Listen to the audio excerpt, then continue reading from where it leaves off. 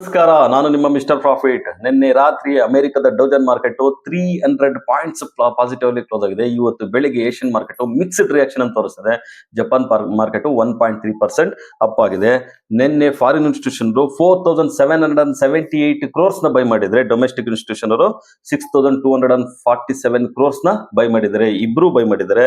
Gift Nifty ಬೆಳಿಗ್ಗೆ 25,430 trade ಆಗ್ತಾ ಇದೆ.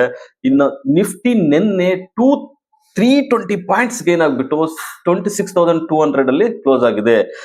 ನಿನ್ನೆ ಸ್ಟ್ರಾಂಗ್ ಆಗಿ ಮೂವ್ ಆಗಿರೋದಂದ್ರೆ ಎಲ್ಲಾ ಸ್ಟ್ರಾಂಗ್ ಆಗಿ ಮೂವ್ ಆಗಿದ್ವು, ಆದ್ರೆ ವೀಕ್ ಆಗಿ ಯಾವ್ದೇ ಸೆಕ್ಟರ್ ಇರಲಿಲ್ಲ. ಆದ್ರೆ ಲಾಸ್ಟ್ 3 ಡೇಸ್ ನಿಫ್ಟಿ ಏನ್ ಬಿದ್ದಿತ್ತೋ ಅದು ರಿಕವರಿ ಕೊಟ್ಬಿಟ್ಟಿದೆ. ಸೊ 3 ಡೇಸ್ ನ ಒಂದೇ ದಿವಸ ರಿಕವರಿ ಕೊಟ್ಟಿದೆ.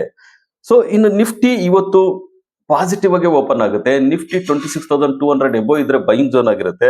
ರೆಸಿಸ್ಟೆನ್ಸ್ ಬಂದ್ಬಿಟ್ಟು 26,277 ಆಗಿದೆ. ಇನ್ನು ಸಪೋರ್ಟ್ ಬಂದ್ಬಿಟ್ಟು 26,000 ಆಗಿದೆ. ಇನ್ನು ಬ್ಯಾಂಕ್ ನಿಫ್ಟಿ ನಿನ್ನೆ 700 ಪಾಯಿಂಟ್ಸ್ ಗೇನ್ ಆಗ್ಬಿಟ್ಟು 59,598 ಅಲ್ಲಿ ಕ್ಲೋಸ್ ಆಗಿದೆ. ಆಲ್ ಟೈಮ್ ಹೈಲೇ ಟ್ರೇಡ್ ಆಗ್ತಾ ಇದೆ. ಇನ್ನು ರೆಸಿಸ್ಟೆನ್ಸ್ ಬಂದ್ಬಿಟ್ಟು 60,000 ಆಗಿದೆ. ಸಪೋರ್ಟ್ ಬಂದ್ಬಿಟ್ಟು 58,800 ಆಗಿದೆ. ಇನ್ನು ಸೆನ್ಸೆಕ್ಸ್ ನೋಡೋದಾದ್ರೆ 1000+ ಪಾಯಿಂಟ್ ಅಲ್ಲಿ ಕ್ಲೋಸ್ ಆಗಿದೆ. ನಿನ್ನೆ ಪಾಸಿಟಿವ್ ಅಲ್ಲಿ ಕ್ಲೋಸ್ ಆಗಿದೆ 85,610 ಅಲ್ಲಿ. ಇನ್ನು ರೆಸಿಸ್ಟೆನ್ಸ್ ಬಂದ್ಬಿಟ್ಟು 86,000 ಆಗಿದೆ. ಸಪೋರ್ಟ್ ಬಂದ್ಬಿಟ್ಟು 85,000 ಆಗಿದೆ. ಇವತ್ತು ಸೆನ್ಸೆಕ್ಸ್ ಎಕ್ಸ್ಪೈರಿ ಇರುತ್ತೆ. ಒಂದು ವಾಲೆಟೈಲ್ ಆಸ್ ಯೂಶುವಲ್ ನೋಡೋ ಸಾಧ್ಯತೆ ಹೆಚ್ಚಾಗಿದೆ ಅಂತ ಹೇಳ್ಬೋದು. ಇನ್ನು gold and silver side wise ಅಲ್ಲೇ ಟ್ರೇಡ್ ಆಗ್ತಾ ಇದೆ.